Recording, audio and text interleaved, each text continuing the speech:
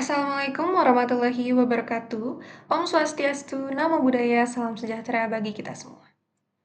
Perkenalkan kami dari kelompok D4 dan pada mata kuliah Ilmu Bedah Umum Veteriner pada penugasan premedikasi dan anestesi, kami akan mengangkat kasus pengaruh anestesi peribulbar terhadap gerak otot mata dan analgesia pada bedah katarak anjing.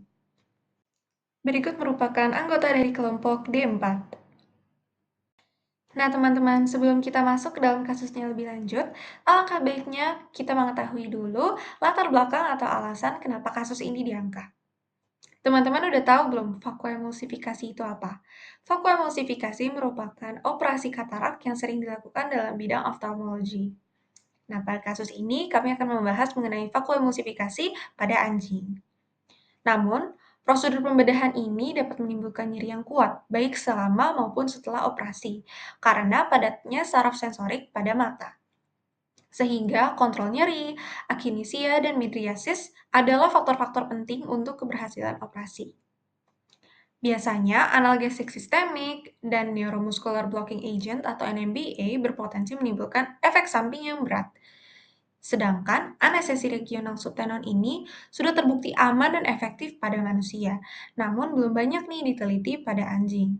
Nah, penelitian ini menilai efek subtenon lidocaine terhadap akinesia, midriasis, dan analgesia intraoperatif dan pasca-operatif sebagai alternatif yang lebih aman dibandingkan anestesi sistemik maupun NMBA. Baik, selanjutnya adalah penjelasan kasus. Pemberian anestesi peribulbar yaitu injeksi anestesi di bawah selubung bulbar atau kapsul tenon yang umumnya disebut dengan istilah subtenon, efektif untuk analgesia perioperatif, akinesia, dan dilatasi pupil. Tujuan dari penelitian ini adalah untuk mengevaluasi efektivitas injeksi lidocaine secara subtenon pada akinesia dan midriasis selama vakoemulsifikasi dan analgesia intraoperatif serta pasca operasi pada anjing. Baik, selanjutnya ada metode penelitian, di mana penelitian ini digunakan 14 ekor anjing beagle betina dewasa sehat tanpa kelainan mata dengan usia rata-rata 6 tahun dan berat 9,6 kg. Semua anjing telah diperiksa kesehatan mata lengkap dan dinyatakan sehat sesuai dengan pedoman etik dari Seoul National University. Penelitian ini menggunakan desain uji coba terkontrol acak tersamar yang dibagi menjadi dua kelompok. Kelompok lidocaine mendapat 2 ml lidocaine 2% subtenon yang ditambah dengan salin 0,02 ml per kilogram secara intravena. Kelompok kontrol mendapatkan 2 ml salin subtenon dengan actracurium 0,2 mg per kilogram secara intravena, di mana semua anjing menjalani operasi vakoemulsifikasi pada mata kiri. Sebelum operasi, dilakukan dilatasi pupil menggunakan tropikamid dan phenylephrine, serta premedikasi dengan antibiotik dan sedatif. Induksinya dilakukan dengan propofol, kemudian pemeliharaan anestesi menggunakan isofluran dan oksigen, disertai dengan ventilasi mekanis untuk menjaga kadar PaCO2 agar tetap stabil. Selama operasi, dilakukan monitoring intensif terhadap EKG, SpO2, tekanan darah, suhu, dan kebutuhan isofluran setiap 2 menit. Kemudian, prosedur injeksi subtenon dilakukan menggunakan kanula tumpul oleh peneliti yang sama untuk menjaga konsistensi. Setelah 10 menit, diameter pupil diukur dan setelah operasi dilakukan penutupan luka serta penyuntikan triamcinolone 4 mg ditambahkan dengan gentamicin 4 mg.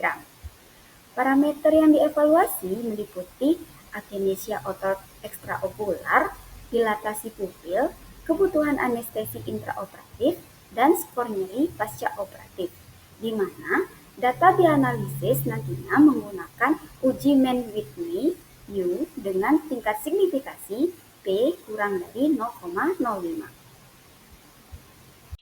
Selanjutnya adalah efek utama dari penggunaan subtenon injection lidocaine pada anjing yang menjalani tindakan vakoemulsification. Jadi yang pertama itu ada efek terhadap akinesia dan midriasis. Berdasarkan penelitian tadi sudah dijelaskan, lidocaine yang diinjeksikan pada ruang subtenon, dia akan mampu menyebar ke struktur retrobulbar, jadi akan menghambat aktivitas motorik dari otot ekstraokular sendiri. Dan hasilnya dalam waktu 10 menit setelah injeksi, bola mata itu akan kembali ke sentral dan tetap stabil hingga operasi selesai. Dan kondisi ini tuh sangat penting untuk memudahkan akses dan visibilitas pada bidang operasi. Selain itu, lidocaine juga memberikan efek midriasis tambahan, jadi meskipun pasiennya sudah diberikan tropicamid dan phenylephrine secara topikal. Jadi diameter pupil pada kelompok lidocaine itu dia menunjukkan peningkatan yang signifikan. Jadi memaksimalkan eksposur lensanya dan mempermudah prosedur pembedahan. Selanjutnya itu ada efek analgesia intraoperatif. Jadi subtenon lidocaine ini mampu menurunkan kebutuhan end-tidal isofluran yang akan mempertahankan stabilitas hemodinamik selama operasi berjalan. Jadi artinya kontrol nyeri selama prosedur itu menjadi lebih baik dan aman, terutama pada pasien geriatrik. Dia itu yang mempunyai resiko anestesi lebih tinggi. Jadi 5 dari 7 anjing kelompok lidocaine dia dapat dipertahankan pada konsentrasi isofluran yang lebih rendah dari minimal alveolar concentration. Selanjutnya merupakan efek analgesia pascaoperatif. Pada evaluasi efek analgesia pascaoperatif, ini menggunakan penilaian subjective pain score system 0-21, di mana aspek yang dinilai ada 6 kategori, yaitu comfort, movement, appearance of treated eye, unprovoked behavior, interactive behavior, dan vocalization. Di mana penilaian total 0 artinya tanpa nyeri dan penilaian total 21 artinya nyeri berat. Untuk waktu pengamatan yang dilakukan yaitu saat sebelum operasi, kemudian pada seperempat, setengah, 1, 2, 4, 6, 8, dan 24 jam setelah ekstubasi. Untuk hasil yang didapatkan yaitu tidak ada perbedaan signifikan antara kelompok lidocaine dan kontrol di semua titik waktu. Dan rata-rata skor kedua kelompok relatif rendah yaitu di bawah 9, di mana ini menunjukkan nyeri ringan setelah operasi. Lalu dibutuhkannya analgesia tambahan atau rescue analgesia. Pada kelompok kontrol ada 2 dari 7 anjing, dan pada kelompok lidocaine ada 1 dari 7 anjing. Dan hasil yang didapatkan yaitu tidak berbeda signifikan.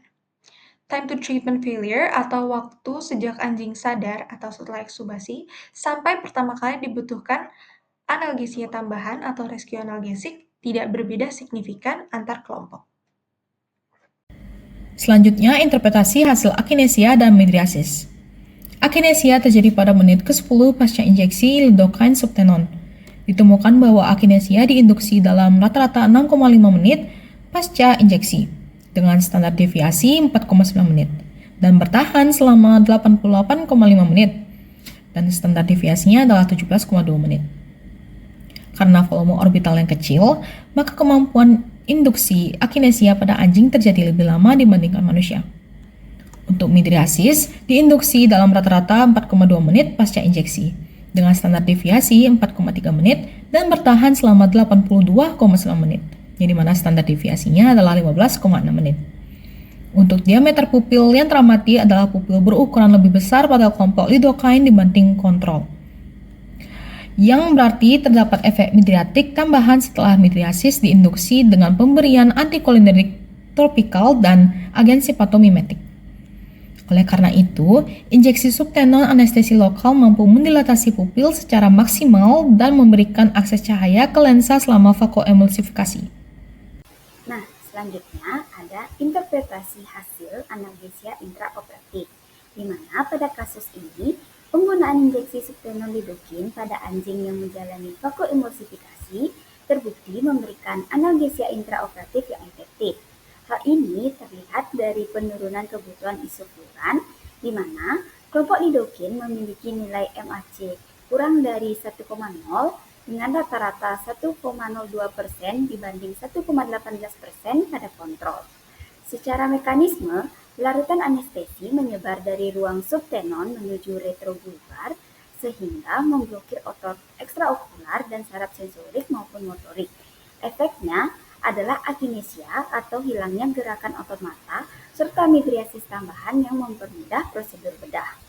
Efektivitas analgesia ini juga konsisten dengan hasil penelitian pada manusia, di mana injeksi subtenon hampir selalu menghilangkan nyeri selama operasi. Dari sisi klinis, metode ini memiliki beberapa keunggulan, yaitu: 1. Dapat mengurangi risiko supresi kardiovaskular dan pernapasan. Yang kedua, aman untuk pasien geriatri atau yang berisiko tinggi. Dan yang ketiga, memungkinkan operasi dilakukan dengan anestesi minimal dan visibilitas lapangan bedah yang optimal. Baik, izin melanjutkan. Selanjutnya saya akan menjelaskan interpretasi hasil analgesia pasca operatif. Hasil penelitian menunjukkan bahwa pemberian anestesi peribular atau subtenon menggunakan lidocaine 2% tidak memberikan efek analgesia pasca operasi yang lebih baik dibandingkan kelompok kontrol yang menerima atracurium intravena. Skor nyeri pada kedua kelompok tetap rendah dan tidak menunjukkan perbedaan yang signifikan hingga 24 jam setelah ekstubasi. Jadi secara umum nyeri pasca phacoemulsification tergolong ringan dan baik pada kelompok lidocaine maupun kontrol. Namun, jika kita lihat lebih dalam, kelompok lidocaine ini sendiri menunjukkan jumlah hewan yang membutuhkan analgesik tambahan, yaitu tramadol, yang sedikit lebih rendah dibandingkan kelompok kontrol. Hal ini menunjukkan adanya efek analgesia residual ringan, meskipun tidak signifikan secara statistik. Nah, beberapa faktor yang juga mempengaruhi hasil tersebut yaitu karena durasi kerja lidocaine yang pendek dan juga waktu operasi yang relatif singkat, serta pemberian triamcinolone subkonjungtival di akhir operasi yang memiliki efek antiinflamasi dan analgesik tambahan. Selain itu, penilaian nyeri ini dilakukan dengan metode subjektif sehingga perbedaan kecil antar kelompok mungkin tidak terdeteksi. Jadi secara keseluruhan, interpretasi yang dapat kita simpulkan adalah bahwa efek analgesia lidocaine peribular terutama terbatas pada fase intraoperatif. Artinya lidocaine ini sendiri efektif mengontrol nyeri selama prosedur operasi berlangsung, namun tidak cukup kuat untuk memberikan efek analgesia jangka panjang setelah operasi selesai. Selanjutnya akan dijelaskan oleh Pancaya. Baik, selanjutnya itu adalah pembahasan dosis. Dosis yang digunakan pada kasus ini itu ada berbagai macam. Seperti contohnya yang pertama itu adalah lidocaine hidrokolloida 2%. Itu disuntikan secara subtenon 2 ml. Nah, itu digunakan untuk menghasilkan akinesia otot ekstrakuler. Akinesia itu merupakan otot itu kehilangan kemampuan untuk bergerak, pelebaran pupil tambahan, dan juga analgesia intraoperatif. Dosis ini itu terbukti efektif tanpa menimbulkan komplikasi serius, dengan efek onset yang cepat dan juga kebutuhan anestesi inhalasi yang lebih rendah. Yang kedua itu ada atracurium, itu disuntikan secara intravena sebesar 0, mg per kilogram. Nah, ini tuh diberikan untuk kelompok kontrol untuk membandingkan efek akinesia sistemik. Nah, meskipun efektif, tapi atracurium ini itu nggak memberikan analgesia dan juga memerlukan ventilasi mekanik karena adanya resiko paralisis otot pernafasan. Yang ketiga itu ada kombinasi tropisinamid 0,5% dan juga phenylephrine 0,5% dan diberikan secara tropikal. Nah, itu diteteskan selama 5 menit, selama 20 menit sebelum induksi untuk menghasilkan midriasis awal. Midriasis itu pelebaran pupil ya. Untuk kombinasi ini efektif, tapi lidocaine subtenonnya itu lebih meningkatkan pelebaran pupil yang lebih lanjut. Yang keempat itu ada cefazolin, itu disuntikan secara intravena, itu 30 mg per kilogram. Nah, itu diberikan sebagai antibiotik profilaksis. Profilaksis itu untuk mencegah adanya komplikasi atau penyakit lain selama 30 menit sebelum induksi anestesi untuk mencegah infeksi pasca operatif. Nah, pada kasus itu nggak ada efek samping yang dikatakan atau dilaporkan. Selanjutnya yaitu ada acepromazine maleat, itu diberikan secara subkutan 0,03 mg per kilogram. Nah, ini tuh digunakan sebagai premedikasi sedatif untuk menenangkan hewan sebelum induksi anestesi. Nah, dosis ini itu memberikan efek sedasi ringan tanpa gangguan hemodinamik. Hemodinamik itu adalah darah ya, mengacu pada aliran darah seperti jantung dan juga pembuluh darah untuk tekanannya itu nggak melebihi gitu. Untuk selanjutnya yang ke-6 yaitu ada propofol, itu disuntikan secara intravena 0 mg per kilogram. Itu digunakan untuk induksi anestesi umum sebelum pemeliharaan dengan isofluran. Nah, dosis ini tuh memungkinkan intubasinya itu lancar, nggak ada hambatan. Nah, untuk yang ketujuh itu ada isofluran dengan 1% N-tidal awal dan juga disesuaikan di akhir itu sebesar kurang lebih 0,25%. Nah, itu digunakan sebagai anestesi inhalasi dan juga pemberidukan itu membutuhkan isofluran yang lebih rendah. Jadi menimbulkan analgesianya itu lokalnya baik. Nah, yang ke-8 itu ada lactate ringer, itu disuntikan secara intravena, itu 10 ml per kilogram dan juga per jam. Nah, itu merupakan cairan infus dan juga standar dukungan cairan intraoperatif biar tetap terhidrasi. Selanjutnya yaitu ada acepromazin maleat, itu diberikan secara subkutan 0,03 mg per kilogram. Nah, ini tuh digunakan sebagai premedikasi sedatif untuk menenangkan hewan sebelum. Yang ke-9 itu ada triamcinolone acetoditin, itu di subkonjungtival sebanyak 4 mg. Itu disuntikan di akhir operasi untuk mengurangi inflamasi dan juga nyeri pasca operatif. Nah, efek inflamasinya ini mungkin berkontribusi terhadap rendahnya skor nyeri. Yang ke-10 itu ada tramadol.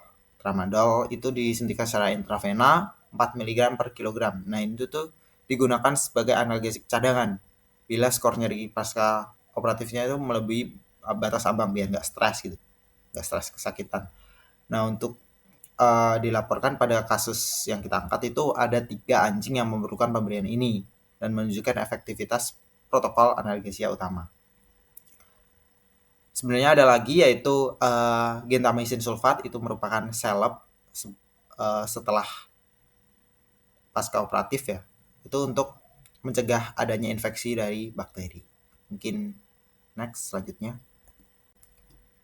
Baik, untuk selanjutnya adalah penjelasan mengenai dampak dan juga efek samping pada prosedur yang dilakukan untuk anjing, di mana pada prosedur ini digunakan untuk membantu operasi katarak pada anjing yang secara umum memberikan efek klinis yang cukup menguntungkan. Beberapa efek positifnya diantaranya adalah terjadi akinesia otot ekstraokuler yang dimana bola mata lebih stabil selama proses operasi dan juga menimbulkan terjadinya midriasi atau dilatasi pupil yang cukup optimal serta mengurangi kebutuhan anestesi inhalasi isofluran, dimana berarti analgesia intraoperatif tercapai cukup baik. Dan yang terakhir, teknik ini memiliki tingkat keamanan yang lebih tinggi jika dibandingkan dengan penggunaan atracurium karena tidak menyebabkan kelumpuhan pada otot pernafasan.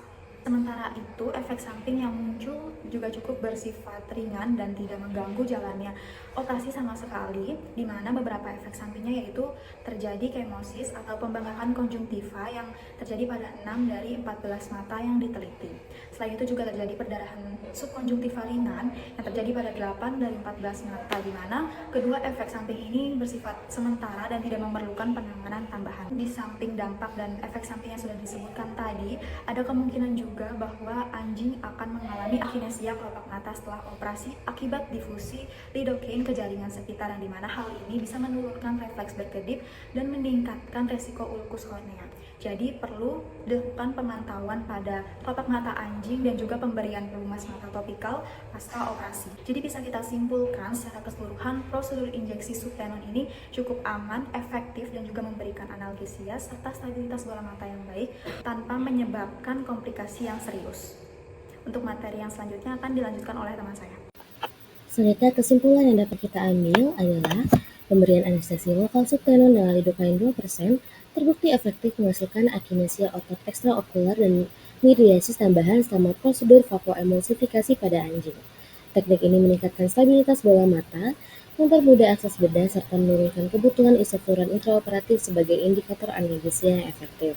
Meskipun tidak terdapat perbedaan signifikan pada nyeri pasca operasi dibandingkan kelompok kontrol, efek samping yang muncul seperti kemosis dan pendarahan subkonjungtiva bersifat ringan dan sementara. Secara keseluruhan, anestesi subtenon dengan lidocaine 2% dinilai aman, efisien dan dapat menjadi alternatif anestesi regional yang efektif untuk pembedahan katarak pada anjing. Berikutnya adalah daftar bacaan yang kami gunakan untuk menyusun paper dan PowerPoint pada presentasi kali ini. Baik, sekian presentasi pengaruh anestesi peribulbar terhadap gerak otot mata dan analgesia pada bedah katarak anjing oleh kelompok D4. Oleh karena itu, presentasi akan saya tutup dengan Paramat Santi Om Santi Santi Santi Om. Wassalamualaikum warahmatullahi wabarakatuh. Shalom, namo buddhaya dan salam sejahtera bagi kita semua.